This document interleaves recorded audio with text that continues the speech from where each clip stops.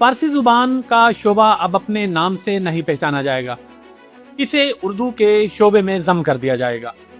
और इसी तरह जियोलॉजी, शुमारियात और तारीख समेत 20 शोबे, पूरे 20 शोबे अपनी अलग पहचान खोने जा रहे हैं। ये किसी नई यूनिवर्सिटी की कहानी नहीं है, ये अलमिया पेशावर यूनिवर्सिटी की हकीकत है। सोचें, एक ऐसा शोबा जो कभी इल्म की रोशनी समझा जाता था, आज सिर्फ एक बजट लाइन बनकर रह गया है। जहां दुनिया भर की यूनिवर्सिटियां नए शोबे खोलती चली जा रही हैं, पेशावर यूनिवर्सिटी माली बका के लिए 20 शोबे आपस में जम करने जा रही है। Supply chain management, family studies, तारीख, जियोलॉजी और शुमारियात जैसे शोबे अपनी खुद मुख्तार हैसियत खो देंगे। उज़र ये तराशा जा रहा है कि इनमें से अक्सर प्रोग्राम मुस्तकबिल में रोजगार के मौके या माली फायदे के लिहाज से कमजोर रहे हैं।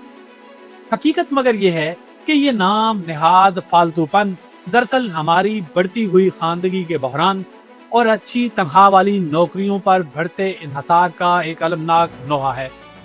लेकिन ये हकीकत भी है कि एक तेजी से सरमायादाराना मुआशरे में ऐसा नतीजा नागजीर था। खसूसी अलूम का नुकसान बहुत बड़ा है, चाहे किसी मजमून में दाखिला लेने वालों की तादाद कितनी ही कम क्यों ना हो, इससे उस मजमून की अपनी इल्मी कदर कम नहीं होती। मुल्क के किसी गोशे में कोई ना कोई तालिब इल्म ऐसा जरूर होता है जो एक खास मजमून के लिए अपनी सारी जिंदगी वक्फ करने का ख्वाब देख लेता है।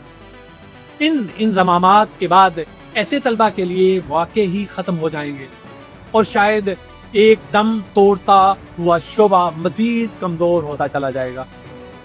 दूसरी जानब तलख हकीकत ये भी है कि गैर मनफियत बख्श शोबे बरकरार रखना एक माली बोझ भी बन जाता है।